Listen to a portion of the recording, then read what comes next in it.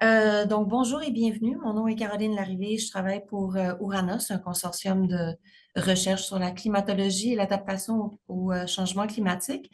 Ça me fait très plaisir ce matin là, d'ouvrir ce webinaire pour présenter les résultats découlant du soutien d'Ouranos à l'initiative InfoCru, donc une initiative pour cartographier les bassins versants au Québec et surtout tenir compte des changements climatiques dans cette cartographie. La présentation sera donnée par Alexandrine Bisaillon et Louis-Philippe Caron, que je présenterai dans un instant. Mais avant, j'aimerais inviter Jean Franqueur, directeur principal à la direction principale de l'expertise hydrique au ministère de l'Environnement, de lutte contre les changements climatiques, de la faune et des parcs, à m'aider en fait à faire une présentation d'introduction qui place un peu le contexte du travail qui a été fait et des résultats qui vous seront présentés aujourd'hui. Donc, Jean, je te laisserai commencer et Alexandrine, tu peux passer à la prochaine diapo. Oui, écoutez, merci beaucoup Caroline pour cette introduction-là. Je vais être bref parce que je sais que c'est pas nécessairement l'introduction que les gens veulent entendre aujourd'hui. Je pense qu'Alexandrine et ses collègues vont être beaucoup plus appréciés. Par contre, c'est important pour moi, premièrement, d'être présent puis de souligner un peu la très belle collaboration et très fructueuse collaboration qu'on a eue avec Ouranos dans le soutien à InfoCru. Euh, Comme l'explique cette diapo-là, que je ne lirai pas intégralement, là, évidemment, euh, les changements climatiques sont un des aléas qui concernent le plus le Québec et qui est aussi un des aléas qui, avec les changements climatiques, risque de devenir de plus en plus présent, fréquent, important aussi lorsqu'on parle des inondations au Québec. C'est pour cette raison que le gouvernement, là, le ministère de l'Environnement notamment, vient de terminer une consultation pour revoir l'aménagement du territoire en lien avec les zones inondables, les zones de mobilité. Ça a été un grand chantier entrepris dans plusieurs domaines, entrepris en 2020 avec le plan de protection du territoire face aux inondations. C'est un chantier qui a touché autant la réglementation que la cartographie des zones inondables. On déploie actuellement, ou on va plutôt déployer, là, une fois que le règlement, s'il est adopté, une nouvelle cartographie, une cartographie qui tiendra notamment compte des changements climatiques. Donc, de là, l'aide qu'on a demandé, le support qu'on a demandé à Ouranos.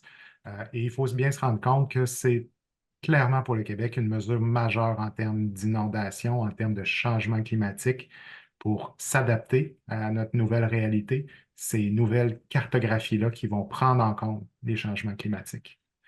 Caroline, je peux te laisser peut-être aller pour la deuxième diapo. Absolument. Donc, c'est en 2018 que le ministère a octroyé une aide financière à Ouranos de l'ordre de 6,9 millions pour vraiment le soutenir dans la réalisation du projet InfoCru. Donc, ce projet qui visait à cartographier à peu près une cinquantaine de bassins versants jugés un peu plus prioritaires, là, notamment dans le sud du Québec. En fait, le rôle d'Ouranos, c'était vraiment de mieux prendre en compte les changements climatiques dans cette cartographie. C'est des questions quand même très complexes. L'aide financière a vraiment permis d'explorer les dimensions scientifiques et techniques derrière, en fait, cette prise en compte. Ça a permis de réaliser plus de 30 projets et activités couvrant les sujets allant de l'évolution de l'hydroclimatologie, comment documenter les crues et même comment communiquer cette information, comment valoriser les connaissances euh, au bénéfice là, des acteurs de l'eau et qui ont à mettre en place des actions d'adaptation. Donc, la subvention nous a aussi permis de développer et consolider vraiment une collaboration très étroite entre les équipes au ministère, les équipes de recherche, tant chez Ouranos qu'en milieu académique, qui ont été impliquées dans divers projets. Ça nous a permis aussi de former au travers de ces projets de nombreux étudiants. Ça nous a permis aussi en fait, il y a eu plusieurs rapports qui ont été produits, toute l'information, même des présentations sur les différents projets de recherche qui ont été développés, sont disponibles sur notre site Internet. Euh, tant les rapports que la présentation des résultats de projet. Donc, ça nous a vraiment permis de faire une très grande programmation liée à ces questions. Jean, je te redonne la parole. Merci, Caroline. Comme vous le voyez, c'est symbolique ce qu'on est en train de faire. On se relaie dans cette introduction, comme on s'est appuyé et relayé aussi là, dans les mandats de support à InfoCru.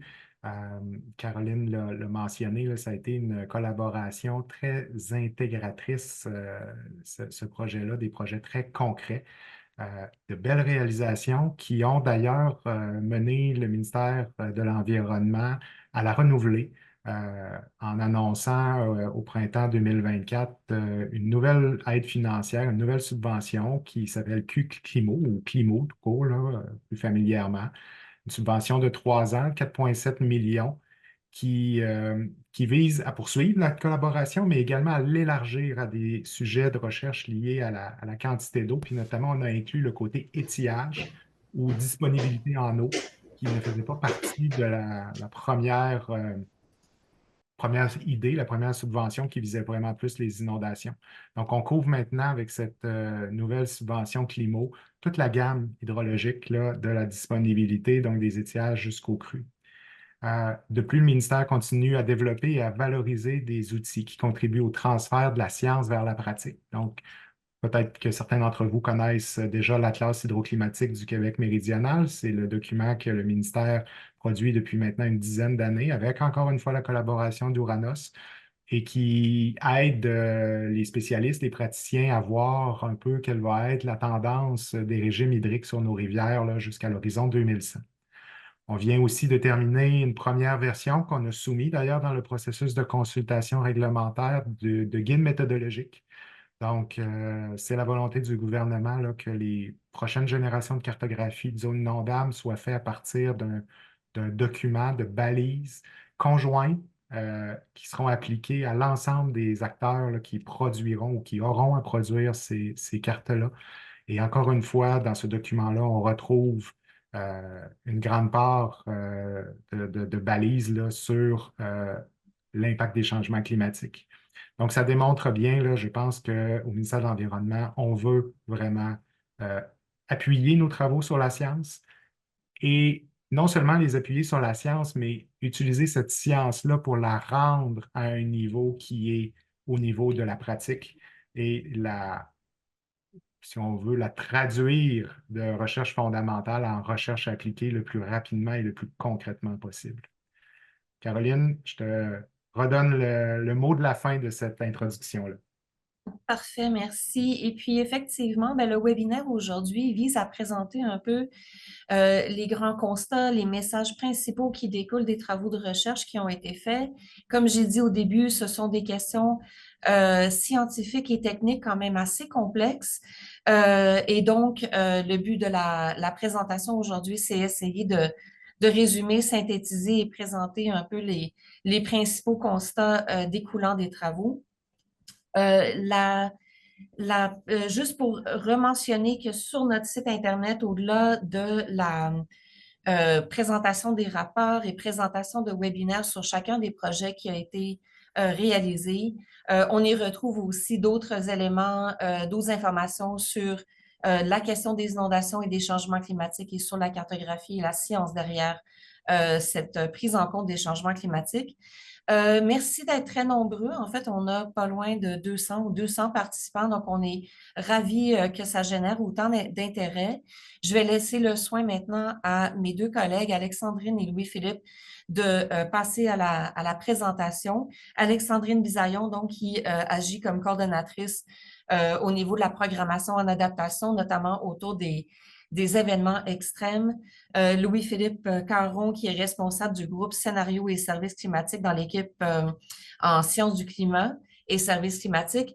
Et simplement pour dire qu'ils ont tous les deux joué un rôle vraiment clé dans la coordination de tout le déploiement de cette programmation spécifique liée au soutien d'Uranos à InfoCru. Donc, Alexandrine et Louis-Philippe, je vous laisse la suite et je reviendrai à la fin pour des questions. Peut-être juste commentaire pour les participants. Merci de garder vos micros fermés. Ce webinaire est enregistré et sera rendu disponible sur notre site Internet. Donc, Alexandrine, je te laisse y aller. Merci beaucoup, Caroline. Merci, Jean. Bienvenue aussi à tous là, au webinaire sur les inondations et les changements climatiques. Merci, comme Caroline le disait, d'être en grand nombre.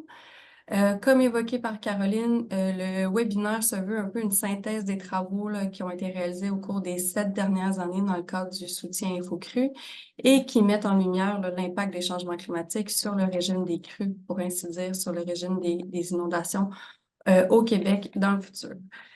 La présentation réalisée là, en alternance avec mon collègue Philippe Caron, ce qu'on vous propose aujourd'hui, en fait, se décline en 3 grandes sections.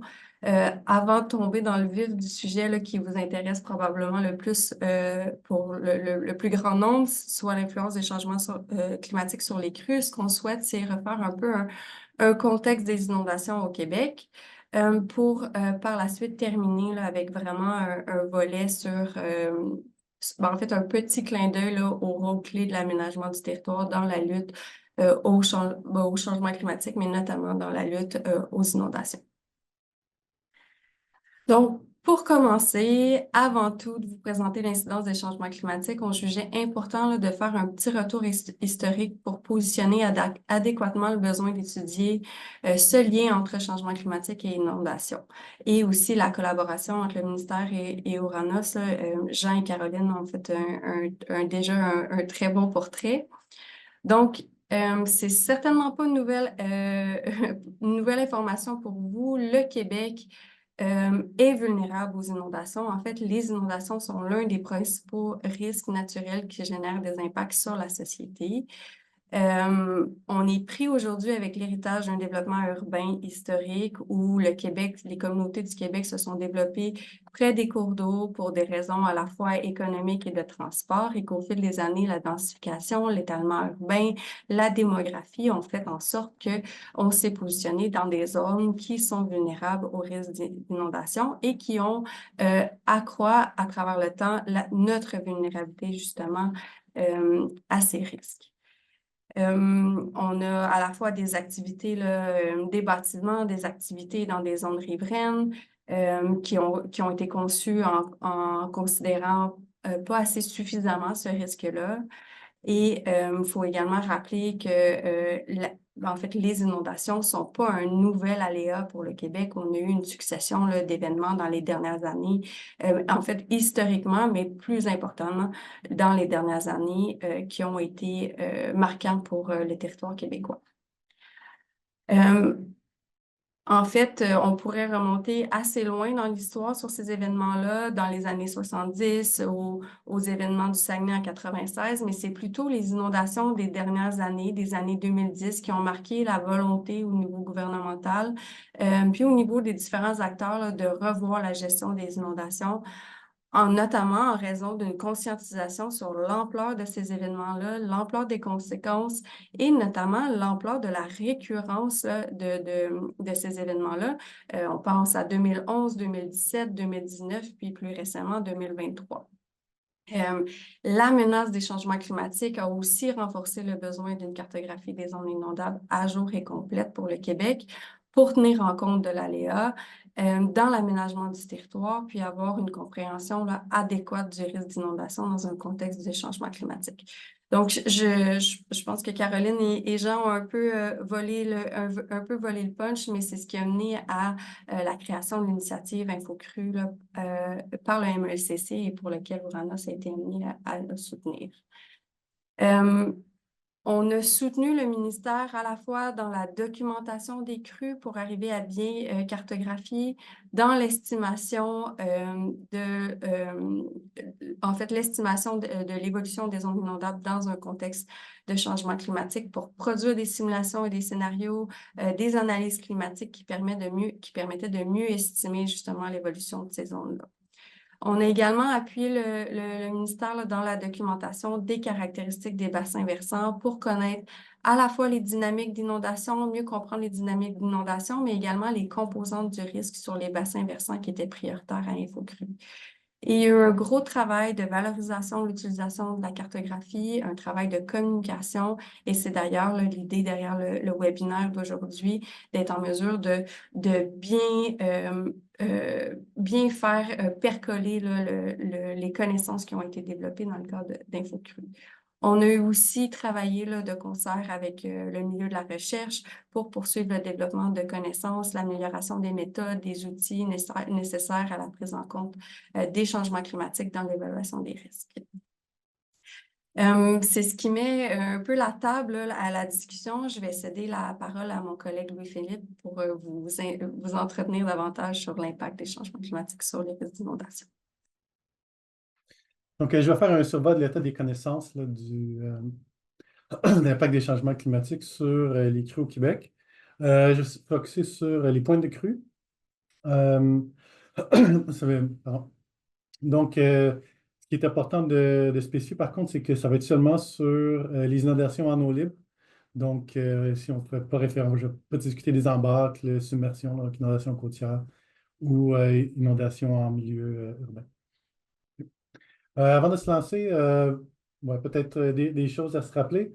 Peut-être que tout le monde ici le sait, mais c'est bien de garder ça à l'esprit, qu'en fait, l'hydrologie puis les inondations dépendent de nombreux facteurs, incluant des facteurs biophysiques, là, donc la topographie, les types de sol, la végétation, milieu humide, taille du bassin versant, l'aménagement du territoire, là, donc l'impact d'une inondation va être différent si une grande quantité de pluie qui tombe sur un milieu humide ou sur un grand stationnement.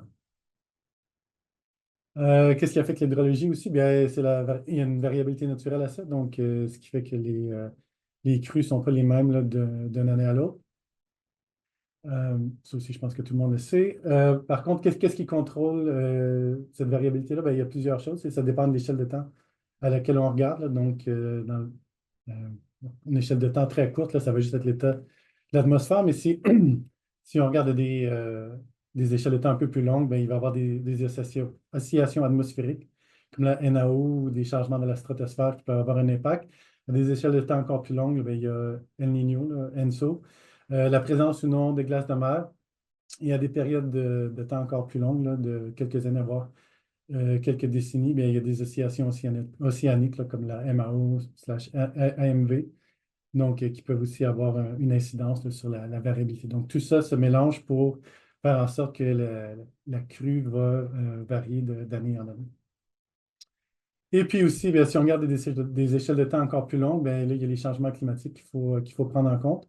Donc, c'est-à-dire là, les changements dans le forçage radiatif causés par les changements de concentration de gaz à effet de serre, qui va avoir un impact autant sur la température que sur la précipitation. Et puis ici, par climat, je parle de moyenne à long terme sur 30 ans. Donc, le changement qui va être amené par le changement de la concentration de gaz à effet de serre va avoir un impact va changer l'état de base sur lequel la variabilité est surimposée, mais aussi peut avoir un changement sur la variabilité elle-même. Donc, si on retourne au tableau que je montrais plus précédemment, mais les changements dans la concentration de gaz à effet de serre vont commencer à agir si les concentrations sont suffisamment élevées là, à des échelles de décennies, voire des siècles. Comment on étudie ça? Bien, dans le cas qui nous intéresse, on a mis en place une chaîne de modélisation assez complexe qui part de projections climatiques, donc des modèles, des projections climatiques qui suivent les protocoles du GIEC, là, donc CIMIP 5, Cordex, que l'on corrige pour l'ajuster en climat présent avec le climat observé et qu'on utilise ensuite comme intrant des modèles hydrologiques. Et en parallèle, on prend les crues observées. Par contre, il n'y a pas des mesures de crues partout au Québec, parce que le Québec a beaucoup de rivières. Donc, on utilise ça en combinaison avec un modèle hydrologique pour tenter de patcher les trous. Et on tente de reconstruire l'historique des crues au Québec, que l'on peut combiner avec les scénarios hydroclimatologiques pour produire une analyse fréquentielle des crues, c'est-à-dire évaluer des périodes de retour en climat présent et en climat futur, qui sont ensuite diffusées au travers de l'atlas hydroclimatique. qui a été mentionné précédemment. Bien, voici, là, donc, pour sans doute plusieurs personnes ici sont familiers avec l'Atlas hydroclimatique. Sinon, bien, vous avez l'adresse web en bas de votre écran. Donc, c'est un outil collaboratif qui est disponible en ligne pour tous, qui est construit par le ministère de l'Environnement en collaboration avec nous, mais aussi avec plusieurs chercheurs du système universitaire et de leurs étudiants. Donc, c'est un gros effort collaboratif et c'est ça, donc, qui permet de diffuser l'impact des changements climatiques sur les débits pour différentes périodes jusqu'à 2100.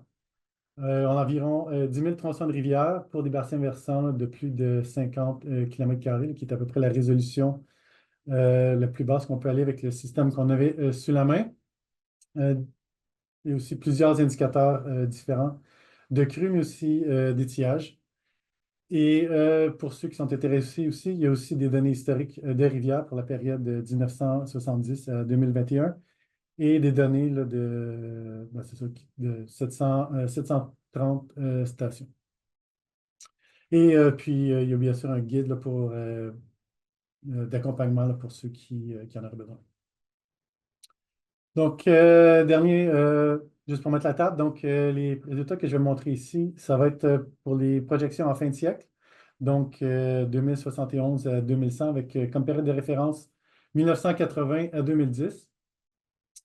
Je vais montrer deux scénarios, donc un scénario d'émission modérée, qui est basé sur CMIP5, ceux qui se connaissent, c'est RCP 4.5, qui correspond au réchauffement planétaire d'environ 2 degrés, mais au Québec, on parle de réchauffement de 5 degrés.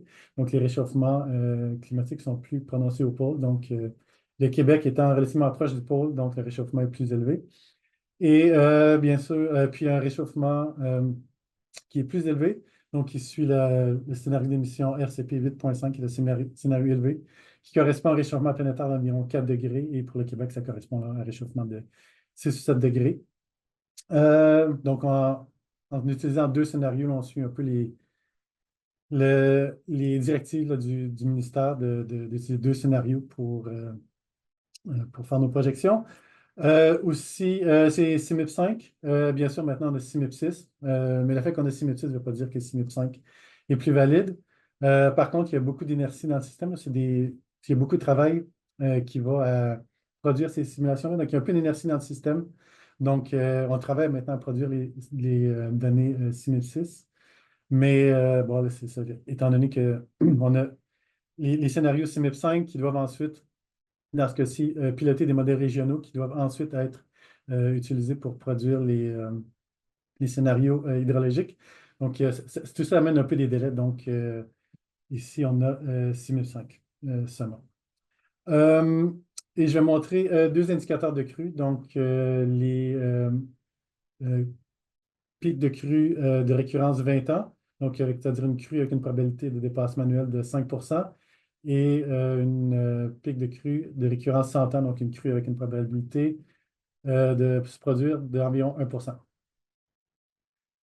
Donc, ici, le premier, c'est le débit de pointe annuel de récurrence 20 ans pour un scénario d'émission modérée. Ce que vous voyez en bleu, c'est, premièrement, c'est la région qui est couverte par l'Atlas hydroclimatique. Il y a des régions plus au nord qui ne sont pas couvertes. Je vais y revenir un peu plus tard. Et puis, lorsque vous voyez du bleu sur la carte principale, donc c'est une augmentation des débits de pointe annuels. Et dans la petite image en haut à gauche, ce que vous voyez, donc les régions qui sont en bleu pâle, c'est les régions pour lesquelles les 2 tiers des simulations s'entendent sur le signe du changement. Donc, c'est une façon un peu de valider la robustesse du changement que l'on observe. Donc, on voit que la région autour plus au sud, le signal et les modèles sont moins confiants dans ces projections-là. Mais pour les régions plus au nord, ils semblent s'entendre pour dire qu'on devrait s'attendre à une augmentation des débuts de pointe annuels qui vont environ de 3 à environ 13%. Si on va dans un scénario d'émission plus élevé, dans ce cas-ci, on remarque deux choses. Un, c'est que les débits de pointe annuels tendent à augmenter aussi. Là. Donc, on passe d'une augmentation de environ 8 à un peu plus de 13% dans certains cas.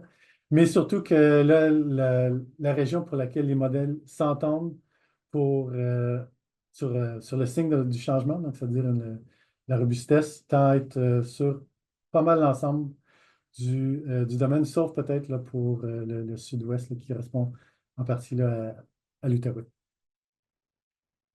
Si on regarde les débits de pointe annuels de récurrence 100 ans, ça ici, c'est pour un scénario d'émission modéré. Le signal est assez semblable au signal qu'on avait sur 20 ans avec un signal plus robuste sur la partie plus au nord et un peu moins robuste là, sur la partie plus au sud. Et si on regarde débit de pointe annuel de récurrence 100 ans avec un scénario d'émission élevé, même chose, donc augmentation des débits de pointe, cette fois-ci sur l'ensemble du territoire, sauf peut-être là, sur la partie, sur la région de l'Outaouais, parce que les modèles s'entendent moins. Donc, juste rapidement pour faire un sommaire, donc projection d'une augmentation des débits de pointe annuels, plus robuste pour la région du Nord et la robustesse du signal augmente avec une augmentation des gaz à effet de serre pour presque couvrir l'ensemble du territoire là, pour les scénarios d'émissions plus élevés. Donc, augmentation des crues ne veut pas nécessairement dire augmentation des inondations, mais ils sont intimement liés. Donc, augmentation du risque des inondations et ce qui peut contribuer aussi à la mobilité des cours d'eau et à l'érosion des berges avec toutes les conséquences que ça implique là, pour les populations qui sont exposées à ça. J'ai regardé les débits de pointe annuels. On peut diviser aussi par saison. Donc, en hiver-printemps, les débits de pointe annuels, les débits de pointe sont surtout causés là, par la fonte de la neige. Donc, dans ce cas-ci, dans un scénario d'émission modérée, on a une augmentation plus au nord, mais cela dit, là, les modèles s'entendent plus ou moins là, sur le signe du changement. Par contre, lorsqu'on regarde en été et en automne, le signal est quand même assez différent avec des modèles qui s'entendent sur. Voilà. Désolé, s'accorde pour dire qu'il va y avoir une augmentation des débits de pointe sur l'ensemble du territoire encore, sauf peut-être sur le sud. Et on parle d'augmentation allant de 15 à 25 Si on va dans un scénario d'émission plus élevé, cette fois-ci, même chose, augmentation de la robustesse, donc l'augmentation du territoire pour laquelle les modèles s'entendent, donc surtout là, pour la région du Nord, pour l'augmentation du débit de pointe au printemps. Et par contre, été-automne, les modèles sont presque unanimes là, pour dire qu'on devrait s'attendre à augmentation des débits de pointe sur l'ensemble des territoires, augmentation des débits de pointe là, qui va à 15 et plus. Autre signal qu'on veut qui a été regardé, donc c'est quand le débit de pointe va se produire. Dans ce cas-ci, dans un scénario d'émission élevé, région jaune, c'est changement, devancement d'environ de 1 à 2 semaines. Et en orange, on parle de devancement de la pointe de crue qui va de 2 à 3 semaines. Et encore une fois, cette fois-ci, les modèles sont en accord à plus de 90 sur le signe du changement. Donc, on a quand même assez confiance dans les projections là, qui sont simulées. Et dans un scénario d'émission élevée, donc encore un changement encore plus important. Donc, on parle pour la région nord-ouest d'un changement qui va de 2 à 3 semaines. Et pour la partie la Côte-Nord et la vallée du Saint-Laurent, on parle d'un changement de presque 1 mois dans le moment où la début de pointe va se produire. Là, donc, début de pointe qui pourrait passer du début novembre au début mars. Ce qui va avoir un impact sur les étiages en été, mais ce n'est pas de ça qu'on parle aujourd'hui. Donc, je n'ai pas tellement le temps d'aller explorer qu'est-ce qui amène tous ces changements-là. Mais rapidement, c'est causé par des hivers plus chauds avec plus de redoux et aussi là, plus d'événements de pluie au travers de l'hiver. Et des hivers qui sont plus courts aussi. Là. Donc, il y a des hivers qui commencent un peu plus tard et qui se terminent un peu plus tôt. En hiver, plus de pluie aussi, donc des événements de pluie plus fréquents en hiver. Et en été, ben, des événements de précipitation extrême, là, c'est-à-dire des événements plus fréquents et plus intenses. Et puis la neige, bien, ben, la neige qui va avoir tendance à moins s'accumuler en hiver, sauf peut-être pour la région au nord qui refroidira pas assez là, pour perdre sa neige, contrairement à la région au sud là, qui, elle, va juste moins accumuler sa neige pendant l'hiver. J'ai mentionné que les bassins versants avaient une taille minimum, là. Donc, il y a des bassins versants qui étaient trop petits là, pour notre chaîne de modélisation. Ils ont été explorés différemment.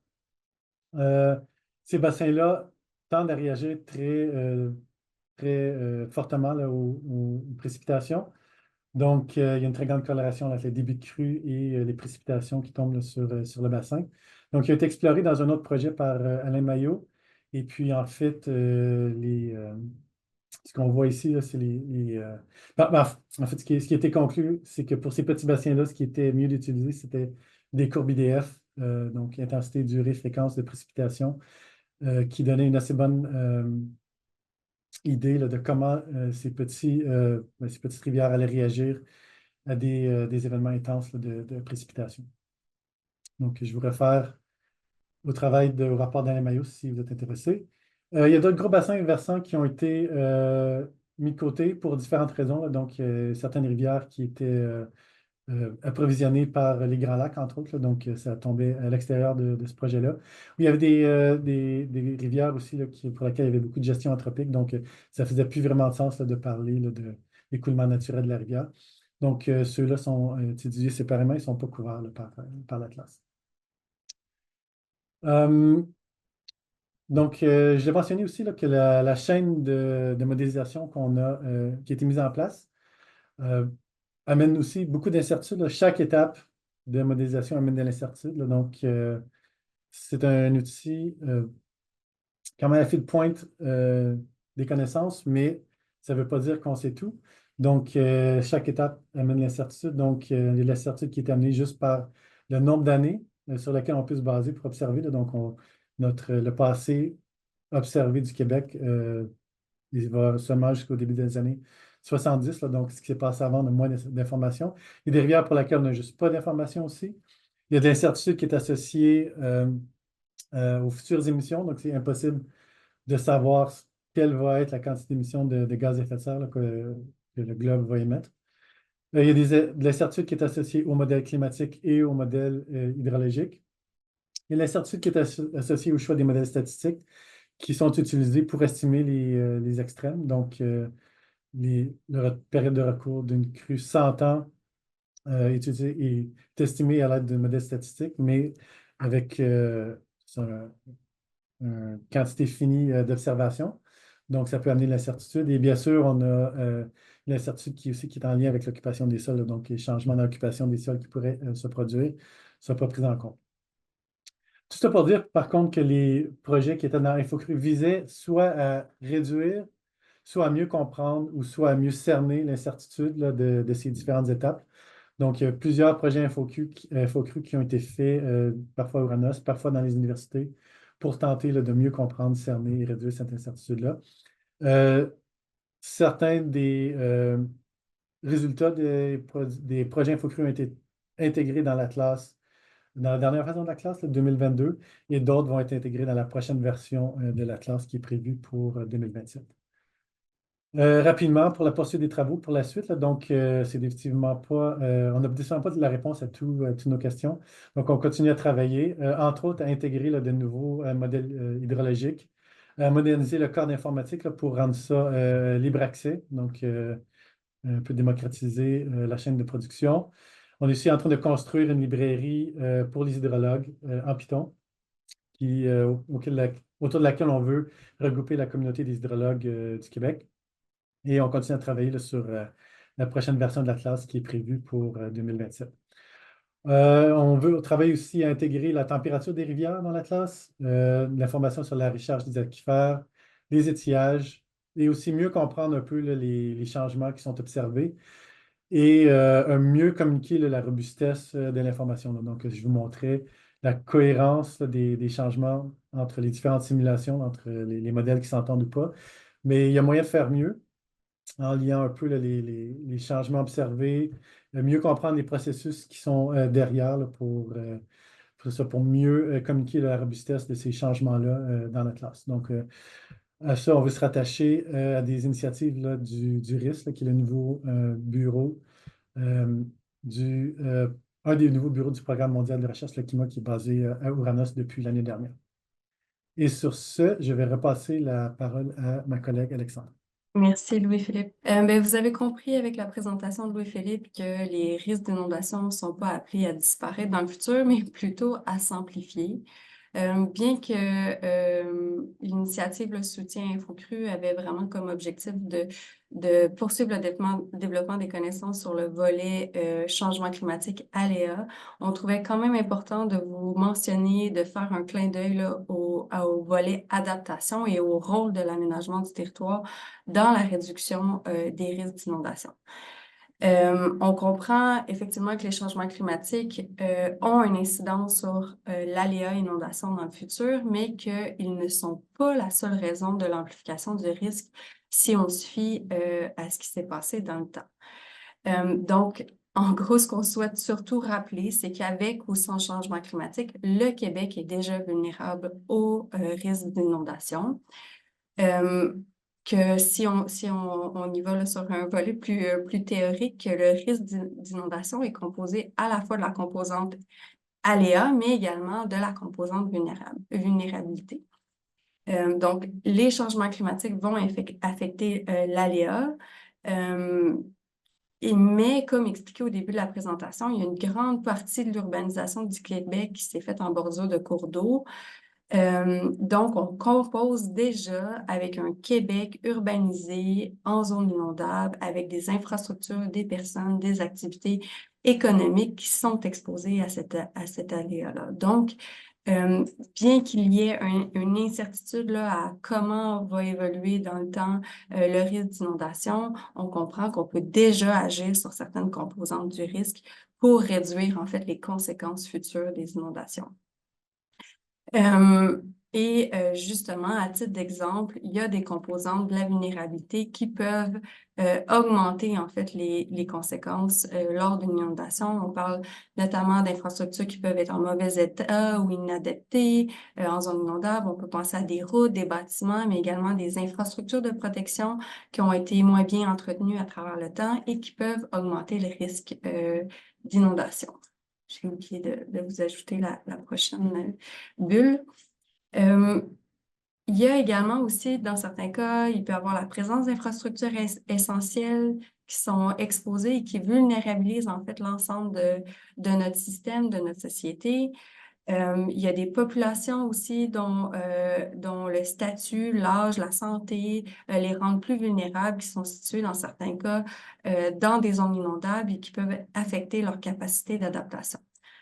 Donc, et dans d'autres cas, c'est la présence d'activités économiques névralgiques là, pour le développement des territoires qui sont exposés au risque d'inondation. On pourrait faire un clin d'œil à ce qui est arrivé à Baie-Saint-Paul en 2023 et toute l'incidence que ça peut avoir sur le tourisme de la région et sur l'économie de la région.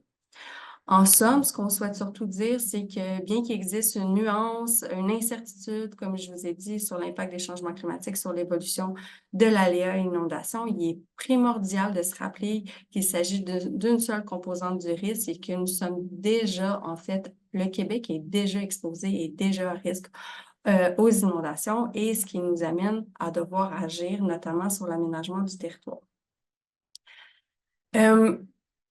Pour être capable d'agir, pour bien connaître le risque, en fait, la cartographie est un outil clé à la prise de décision. Ça nous permet à la fois de comprendre l'aléa, mais comprendre également des facteurs où se situe en fait la vulnérabilité sur le territoire. Puis dans le cas actuel, des travaux qu'on a fait avec InfoCru, ça nous permet même d'intégrer la notion de changement climatique là, pour arriver à avoir un outil intégré de prise de décision qui permet notamment justement une prise de décision en adaptation, en aménagement du territoire. En ce sens, ce qu'on souhaite rappeler, c'est que l'aménagement du territoire a un rôle crucial dans notre résilience face aux inondations parce que, en fait, l'aménagement du territoire peut influencer notre vulnérabilité. On vient un peu de l'expliquer, mais elle peut l'influencer de manière positive, mais également négative. Donc, c'est important d'avoir des infrastructures, des activités qui sont régies par des normes de construction, par des normes d'aménagement du territoire qui permettent leur résilience. L'aménagement du territoire peut aussi, dans une certaine mesure, là, réduire, en fait, influencer l'aléa inondation. Je dis dans une certaine mesure parce que là, on parle d'inondation en eau libre, donc l'influence est différente qu'une inondation urbaine à titre d'exemple. Donc, les espaces bétonisés, par exemple, pourraient limiter l'infiltration d'eau, mais surtout accélérer la vitesse de déplacement là, lors d'une inondation. La modification là, des milieux humides aussi peut entraîner une diminution de la capacité de captage là, de l'eau et de réduction de l'aléa inondation, alors qu'à l'inverse, cette conservation des milieux humides, la restauration des milieux humides permet de capter l'eau et de réduire en fait l'aléa inondation en soi. On pourrait également penser là, à des infrastructures vertes qui, elles, vont plutôt agir là, sur la réduction de notre vulnérabilité en permettant de capter l'eau là, à certains endroits pour limiter les impacts là, sur les infrastructures.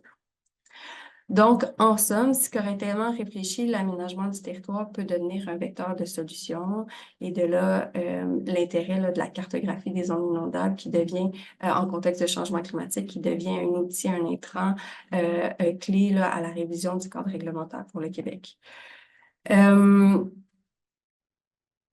Un autre élément clé là, pour arriver à bien s'adapter au risque d'inondation en climat futur, c'est la collaboration.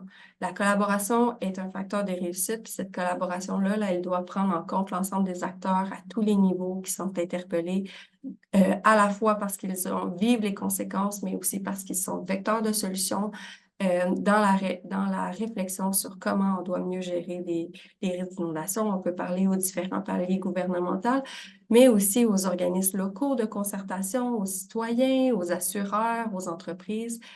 Cette collaboration-là est primordiale, puis elle doit également faire place à l'innovation pour assurer la réussite de notre adaptation aux risques d'inondation.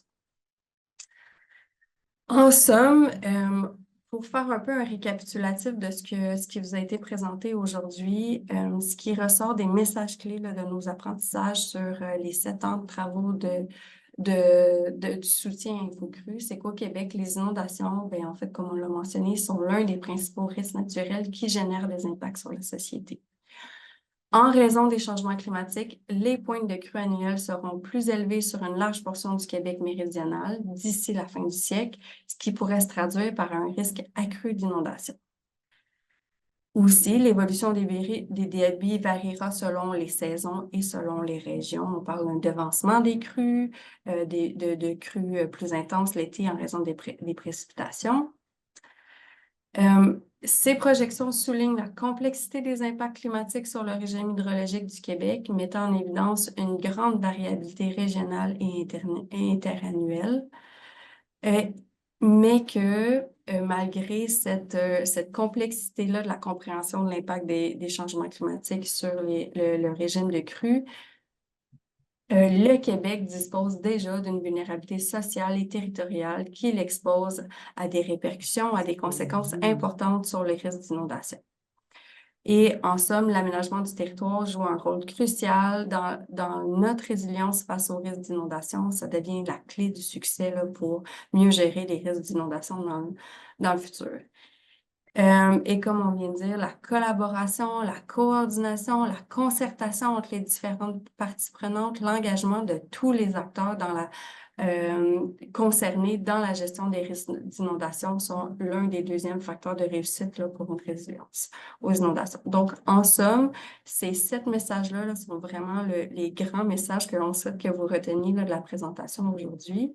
Si vous voulez davantage d'informations, Caroline mentionnait dès le départ que le site d'Ouranos comporte l'ensemble des projets mais, qui ont été réalisés dans le cadre du soutien InfoCru, mais il y a également une trousse d'informations qui présente les messages clés qu'on vous a présentés aujourd'hui, un question-réponse sur l'impact d'une modification de la cartographie des zones inondables sur la société québécoise, donc un volet un peu plus du côté de l'adaptation et il y a toutes sortes de liens web d'intérêt et donc on vous invite là, à consulter notre site Internet pour plus d'informations.